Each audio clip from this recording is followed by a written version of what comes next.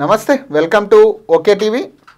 ప్రధానంగా ఈరోజు ఆగస్టు 15 సంబంధించి బీహార్కి సంబంధించిన ఒక న్యూస్ పేపర్కి సంబంధించిన ఒక యాడ్ ఇవ్వడం జరిగింది తెలంగాణ సర్కార్. మనం ఇక్కడ క్లియర్గా చూసుకోవచ్చు. దైనిక్ భాస్కర్ అని ఒక పేపర్కి సంబంధించి క్లియర్గా కనపడతా ఉంది. ఆగస్టు 15, 2025 ఈరోజు ఈ యాడ్కి సంబంధించి కొంత నిరుద్యోగుల్లో కొంత అలజడి కనపడతా ఉంది. ఎందుకంటే ఇందులో కంప్లీట్గా కేవలం నిరుద్యోగుల గురించి తెలంగాణలో కాంగ్రెస్ సర్కార్ వచ్చిన తర్వాత నిరుద్యోగులకి ఎంత మంచి చేశామనే దాని మీద వీళ్ళు ఒక పేజ్ మొత్తం కూడా యాడ్ ఇవ్వడం జరిగింది. దాదాపు ఇది 15 నుంచి 20 లక్షలు ఖచ్చితంగా ఉంటుంది ఈ యాడ్కి సంబంధించి. సో కేవలం వీళ్ళు ఏం చెప్తున్నారంటే నిరుద్యోగులకి 60,000 ఉద్యోగాలు ఇచ్చాం మహారాష్ట్రంలో, తెలంగాణలో.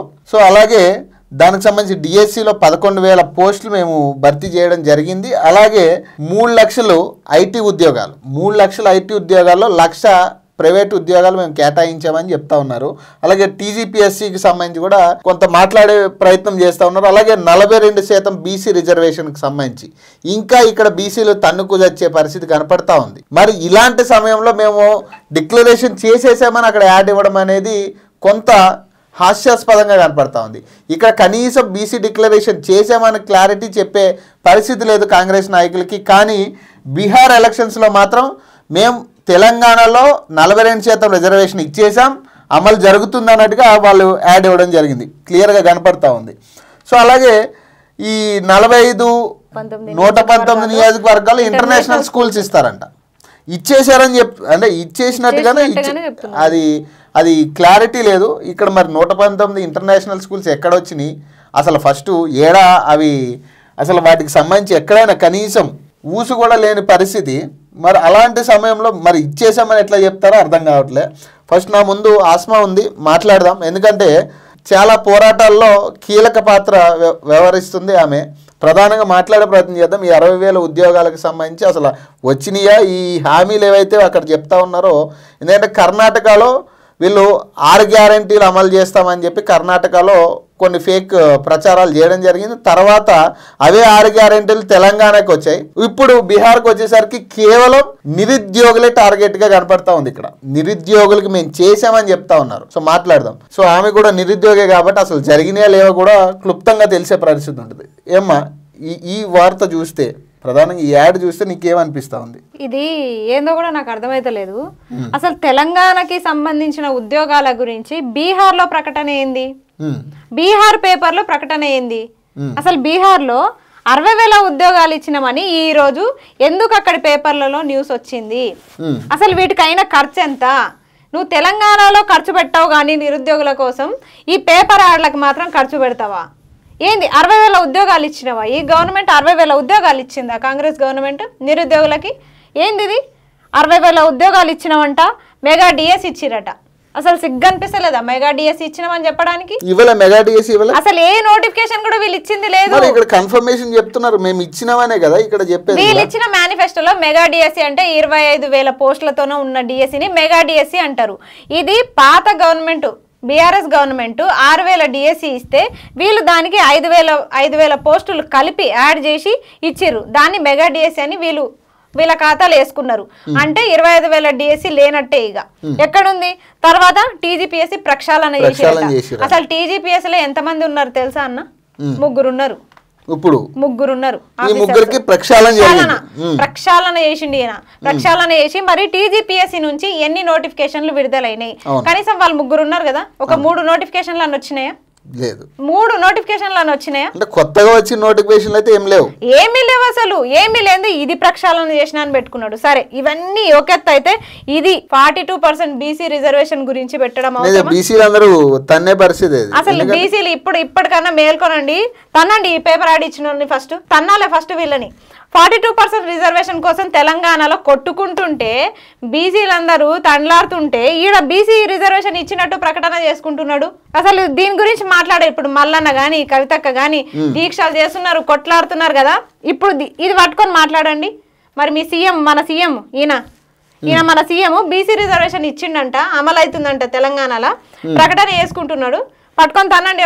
ఎవరిని తంతారో తనండి. ఇప్పుడు మేము నిరుద్యోగులకు అడుగుతున్నాం, పట్టుకొని తనండి వీళ్ళని. ఏం యాడ్లు ఇవి? 42% బీసీ రిజర్వేషన్ వస్తుందా? ఇప్పుడు అమలు అవుతుందా? ఎందులో అమలు అవుతుంది? ఎక్కడ అమలు అవుతుంది? లోకల్ ఎలక్షన్లో అమలు అవుతుందా, లేకపోతే నోటిఫికేషన్లలో అమలు అవుతుందా? ఎక్కడ అమలు అవుతుంది? 42 అది కూడా చూపించాలి కదా. అప్పుడు 42% అమలు అయితే ఖచ్చితంగా చూపించాలి ఎక్కడ అమలు అవుతుంది, రాజకీయంగా అమలు అవుతుందా, లేకపోతే విద్యార్థుల పరంగా ఏమైనా అమలు అవుతుందా, లేదా విద్యార్థులకు మీకు ఏమైనా అమలు అవుతుందా 42%? ఏమో నాకు అదే అర్థమవుతుంది. ఇది చూడంగానే నాకు కొంచెం కళ్ళు బయలుగా అమ్ముతున్నాయి. ఏంది ఇది 42% రిజర్వేషన్ ఇచ్చిందంట, ఎక్కడెక్కడ నుంచో 3 లక్షల ఉద్యోగాలు తెచ్చి ఇతర దేశాల నుంచి ఈయన 1 లక్ష ఉద్యోగాలు ఇచ్చిందంట. ప్రైవేట్ సెక్టర్ ఇవి ప్రైవేట్ సెక్టర్ లో ఇచ్చే ఐటీఐ చేసిన వాళ్ళకి 2 కోట్లు కేటాయించిందంట. ఎవరికి కేటాయించిండు? ఆయన 2 లక్షల ఉద్యోగాలు కాదు అని కాంగ్రెస్ నాయకులు చాలా మంది అంటున్నారు కదా. మేము ఇంకొక 40,000 ఉద్యోగాలు ఇస్తాము ఇంకో 3 ఏళ్ళలో అని చెప్పి రేవంత్ రెడ్డి తేల్చి చెప్పాడు కదా. మరి ఈ 1,00,000 ఉద్యోగాలతో కలిపి 2 లక్షలు అన్నారా? ఉండొచ్చు, ఇవి కూడా కలిపే ఉండొచ్చు ఇక. ఎందుకంటే ప్రైవేట్ సెక్టర్ ని కూడా కలుపుకుంటున్నారు, ఆఖరికి అంగన్వాడీ పోస్టులను కూడా కలుపుకుంటున్నారు దరిద్రులు వీళ్ళు. ఇక అవి కలపడంలో ఆశ్చర్యం లేదు. ఇక అయిపోతాయి 2 లక్షల ఉద్యోగాలని దులిపేస్తారు. ఐటీఐ చేసిన వాళ్ళకి 2 కోట్లు కేటాయించిరట. ఎందుకు కేటాయించరు? 119 నియోజకవర్గాల్లో ఇంటర్నేషనల్ స్కూల్స్ అంట. కనీసం బునాదులను వేసిరా? అసలు గురుకుల పాఠశాల ఎవరైనా పట్టించుకుంటారా? అసలు ఆ హాస్టళ్ల సంగతి ఏంది? ఉన్న గురుకుల పాఠశాలలకే హాస్టళ్లకే దిక్కు లేదు.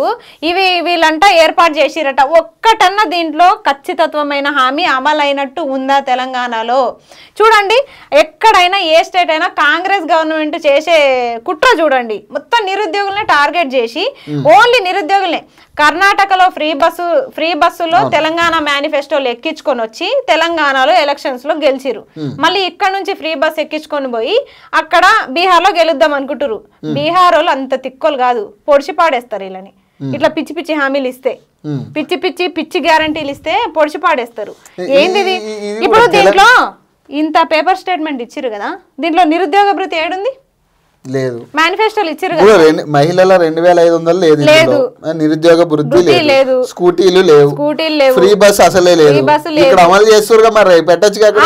అమలు చేస్తున్నా అని చెప్పుకుంటున్నారు కదా, మరి పెట్టొచ్చు కదా, ఫ్రీ బస్ పెట్టొచ్చు కదా. ఇక్కడ అమలు అవుతుంది కదా, మరి పెట్టొచ్చు కదా. మరి ఇవన్నీ అమలు అవుతున్నాయని పెట్టుకున్నప్పుడు ఫ్రీ బస్ కూడా అమలు అవుతుందని పెట్టొచ్చు. ఇవన్నీ దొంగ మాటలు, జూట మాటలు కాబట్టి ఇవి పెట్టిర్రు. ఇప్పుడు ఫ్రీ బస్సు గురించి పెట్టుకునే ఇది లేదు.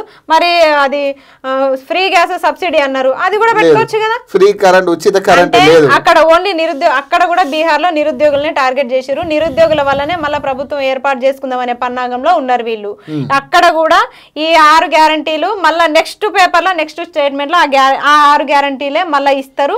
మళ్ళీ వాళ్ళని కూడా బోల్తా కొట్టే ప్రయత్నాలు చేస్తున్నారు. కానీ అక్కడోళ్ళు అంత ఇప్పుడు తెలంగాణలో మీరు ఇంతగా క్వశ్చన్ చేస్తా ఉన్నారు కదా వీటన్నిటి గురించి, ఇక్కడ చెప్పాలి కదా సమాధానం. ఇప్పుడు ఈ ఇద్దరు ఎవరైతే ఉన్నారో ఇక్కడ సమాధానం చెప్పి పక్క రాష్ట్రానికి వెళ్ళాలి. ఈ స్టేట్మెంట్ చూడండి, తెలంగాణ ప్రజా సర్కార్. బీహార్ అని పేపర్లో తెలంగాణ స్టేట్మెంట్లు ఎందుకయ్యా అసలు? ఏం చేసినావని తెలంగాణ గురించి మాట్లాడుతున్నావు? హర్ హాత్ కో కామ్ అట, ప్రతి చేతికి పని కల్పిస్తాడట. నువ్వు కాదు, ఇది తీసుకొని రా, మేము కల్పిస్తాం నీ చేతికి, మా చేతులకు పనులు ఎవరు కల్పించాల్సిన అవసరం లేదు, తీసుకురా. నువ్వు ఇప్పుడు ఈ మేనిఫెస్టో పట్టుకొని రా. బీహార్ వాళ్ళకి నువ్వు ఏం చెప్తున్నావయ్యా? ఇప్పుడు వీళ్ళిద్దరు ఎందుకు చెప్తున్నట్టు? వాళ్ళకి అక్కడ పోటీ చేసేటోళ్ళు చెప్పుకోవాలి కదా.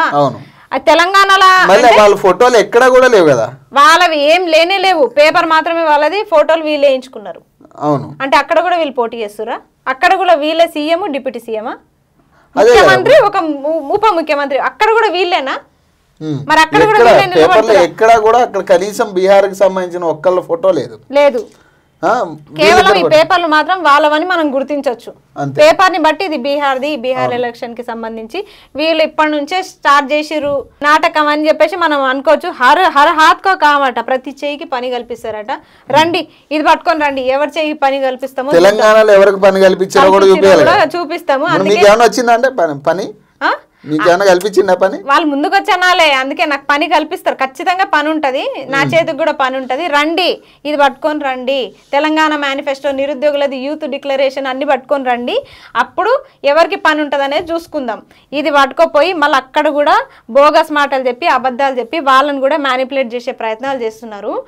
ఎక్కడైనా నిరుద్యోగులే టార్గెట్. చదువుకునే వాళ్ళే టార్గెట్. ఎవరిని మోసం చేద్దాం అనుకుంటారు మీరు? కర్ణాటక నుంచి చక్కగా ఫ్రీ బస్ ఎక్కొచ్చి తెలంగాణకు వచ్చిర్రు, తెలంగాణ నుంచి ఇప్పుడు బీహార్ పోదాం అనుకుంటారు ఫ్రీ బస్సులు పెట్టి. అదే అర్థమైతలేదు. నిరుద్యోగుల గురించి మాత్రమే పెట్టిర్రు అంటే చదువుకున్న వాళ్ళని ఫస్ట్ బోల్తా కొట్టాలి.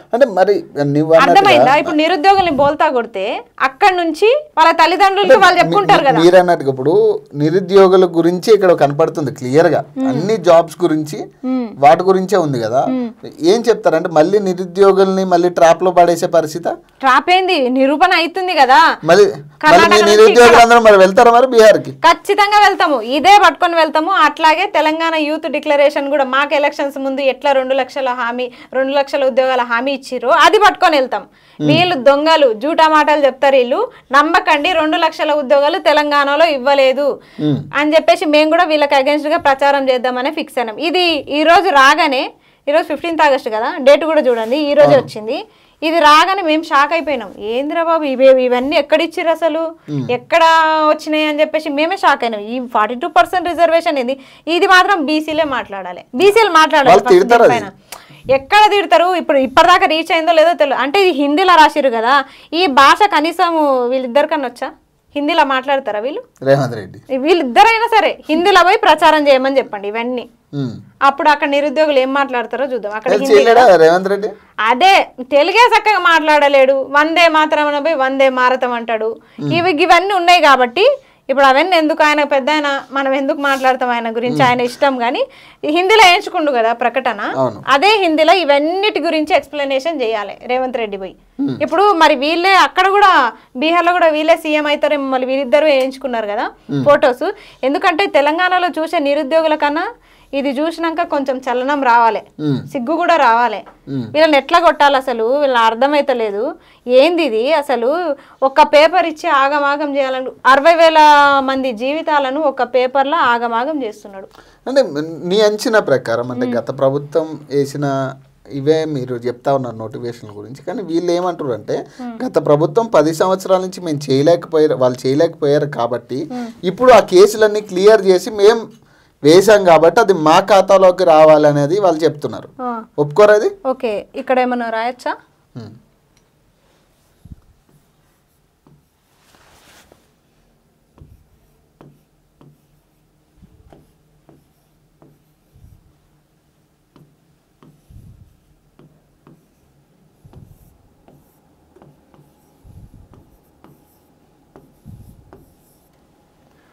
ఈ 3 జీవోలు పాత ప్రభుత్వమే తెచ్చింది. మరి ఈ 3 జీవోల సంగతి ఏంది? ఈ 3 జీవోలకు సంబంధించి అన్ని కేసులు కోర్టులో ఉన్నాయి. ఇది గ్రూప్స్కి సంబంధించి, ఇది పోలీస్ అభ్యర్థులది, ఇది డిఎస్సి 70% ప్రమోషన్ గురించి. ఇది ఈయన రేవంత్ రెడ్డి గారికి ఈ జీవో అంటే ఎంత అభిమానం అంటే, చంద్రబాబు నాయుడు ఉన్నప్పుడు వచ్చిన జీవో ఇది 108. ఆ జీవోని ఉమ్మడి ఆంధ్రప్రదేశ్ ఏపీ ఉన్నప్పుడు వచ్చిన జీవో ఇది. ఏపీ ఉమ్మడి ఆంధ్రప్రదేశ్ వచ్చినప్పుడు జీవో ఇది. 70% మొత్తం ప్రమోషన్స్ ద్వారానే పోతాయి. ఇప్పుడు స్కూల్ అసిస్టెంట్ పోస్టులు ఏం మిగులుతున్నట్టు అవి పోతే, ఇప్పుడు రాష్ట్రాలు వేరువేరు అయినప్పుడు వేర్పాటు అయినప్పుడు ఈ జీవో మాత్రం ఇప్పటికెందుకుంది? ఈ 3 జీవోలకి సమాధానం చెప్పి నువ్వు నోటిఫికేషన్ల గురించి మాట్లాడు. ఈ జీవోల వల్ల ఇప్పటికీ ఈ 2 కేసులు కోర్టులనే కొట్టుమిట్టాడుతున్నాయి. పోలీస్ అభ్యర్థులది, ఇది గ్రూప్స్ది, అలాగే గురుకుల కేసు కూడా. ఇన్ని కేసులు కోర్టులో ఉండగా నువ్వు కొత్త నోటిఫికేషన్ ఎట్లా ఇస్తావు? ఏదో ఒకటి క్లారిటీ ఇవ్వాలి కదా. లేదా ఇవి అట్లే పెట్టేసి కొత్త నోటిఫికేషన్ ఇచ్చే ఇది ఉందా? నెక్స్ట్ నోటిఫికేషన్లో అయినా జీవో 29 ఉండదు, 46 ఉండదు, 108ని సవరించి 70% ప్రమోషన్ కోటా తగ్గించి స్కూల్ అసిస్టెంట్ వాళ్ళకి ఎక్కువ పోస్టులు ఇస్తా, ఇలాంటివి ఏమైనా ఉన్నాయా? ఈ కనీసం ఈ జీవోల గురించి కూడా వాళ్ళకి తెలియదు.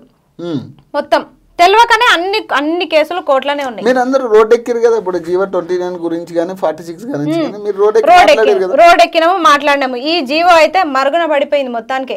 చంద్రబాబు మీద ప్రేమతోటి ఇప్పటికీ ఈ జీవో ఇట్లే పెట్టిండు. ఇప్పటికీ ఆయన అంటే అంత అభిమానం ఈయనకి. ఉండేది కాంగ్రెస్ పార్టీలో, మొత్తం పనులు మాత్రం టీడీపీ పనులు చేస్తున్నాడు. ఈ జీవో ఇప్పటికి అట్లే పెట్టిండు. పెట్టడం వల్ల ఏమవుతుంది, మొత్తం 70% ప్రమోషన్సే పోతున్నాయి. ప్రమోషన్స్ ఇంత శాతం పోయినాక పోస్టులు ఏం మిగులుతాయి? ఇంకా టీచర్లని సర్దుబాటు చేస్తున్నాడు. సర్దుబాటు చేయాల్సిన అవసరం ఏముంది? బీఈడీ చేసిన అభ్యర్థులు ఎంతమంది ఉంటారు? అంతమంది ఉండగా నువ్వు సర్దుబాటు టీచర్లను ఎందుకు చేస్తున్నావు? నీ ఎమ్మెల్యేలను సర్దుబాటు చేసుకోవట్లే, ఇప్పుడు సర్పంచ్లను సర్దుబాటు చేసుకో, ఎలక్షన్స్ పెట్టక మరి సర్దుబాటు చేసుకో ఉన్నోళ్ళతోటి. టీచర్లను మాత్రం ఎందుకు సర్దుబాటు చేస్తున్నావు? సర్దుబాటు ప్రక్రియ ఎందుకు వస్తుంది అసలు? ఇన్ని జీవోలు, అడ్డమైన జీవోలు పెట్టి నువ్వు ఆగమాగం చేసుకుంటా కేసులు వేయొద్దంటారు, నోటిఫికేషన్స్ వేయరు. మరి ఏం చేస్తారు నిరుద్యోగులు? ఇవన్నీ ఇట్లా లొల్లి కల్లోలం పెట్టేసి నువ్వు నోటిఫికేషన్ ఇచ్చినా అని చెప్పేసి బీహార్లో ఎట్లా పేపర్ ప్రకటన ఇచ్చేస్తున్నావు? ఏ ధైర్యంతో? తెలంగాణలో ఇవ్వకపోయినావు మరి ఈరోజు? తెలంగాణలో ఇవ్వాలి కదా. మరి ఇదే 2 లక్షల ప్రస్తావన అక్కడ ఎందుకు రావట్లేదు? అదే అర్థం కావట్లే.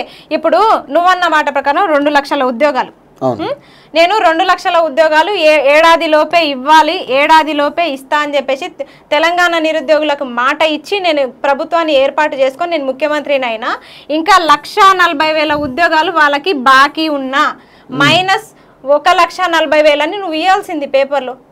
అదే పేపర్లో పైన ఖాళీగా అంత ప్లేస్ ఉంది కదా, 60,000 ఉద్యోగాలు ఇచ్చినా అని చెప్తున్నావు. సరే నీ లెక్క ప్రకారమే 1,40,000 ఉద్యోగాలు ఇంకా ఇవ్వాలి బాకీ ఉన్నా అని అది కూడా ఇవ్వాల్సింది స్టేట్మెంట్లో. ఎందుకు ఇవ్వలేదు మరి?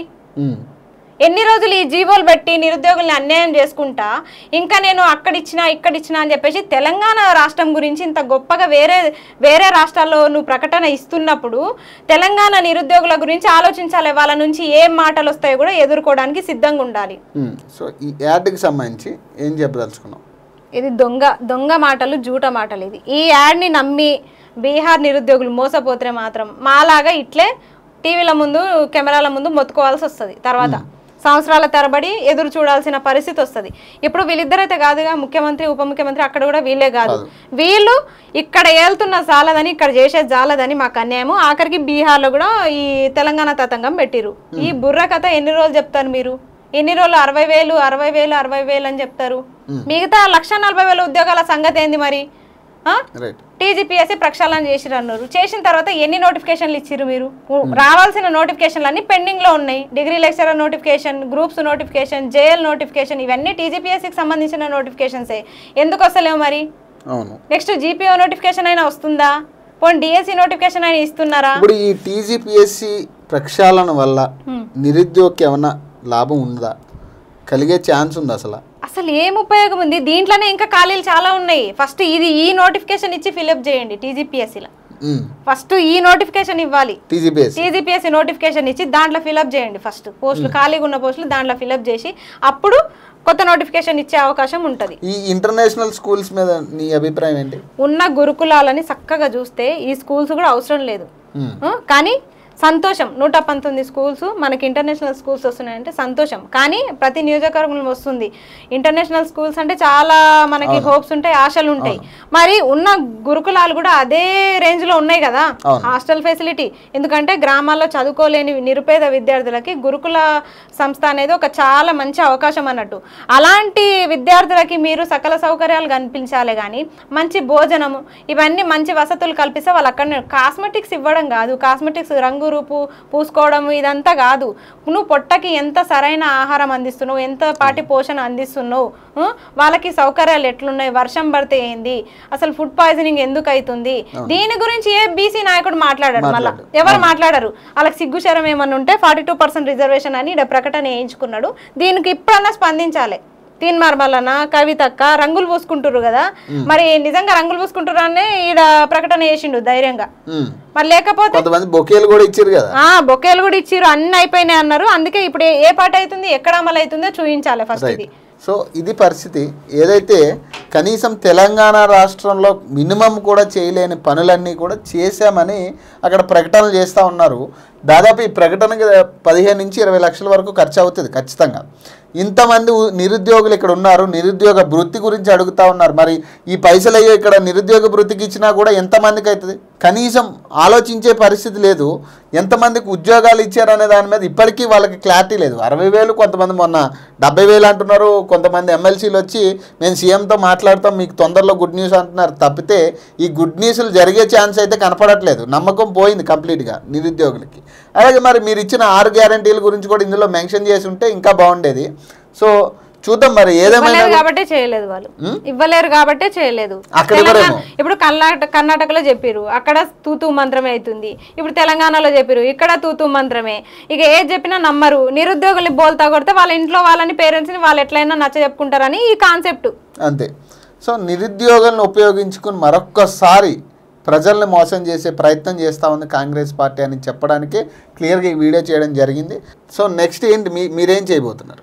ఏం చేస్తామంటే వీళ్ళు బీహార్లో కూడా నిరుద్యోగులనే టార్గెట్ చేశారు కాబట్టి వీళ్ళు స్టేట్లో ఏ స్టేట్లో ఎలక్షన్స్ అయినా నిరుద్యోగతనే అడ్డుగా పెట్టుకుంటున్నారు. అది మాకు అర్థమైంది క్లియర్గా.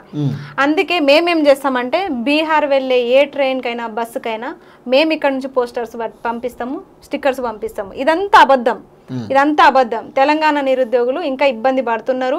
ఈ 60,000 ఉద్యోగాలు వీళ్ళు ఇచ్చిన మన మాట అబద్ధం. వీళ్ళు కేవలం నియామక పత్రాలే ఇచ్చారు కాంగ్రెస్ గవర్నమెంట్, వాళ్ళు ఉద్యోగాలు ఇవ్వలేదు. ఇప్పటి వరకు ఒక నోటిఫికేషన్ కూడా ఇవ్వలేదు.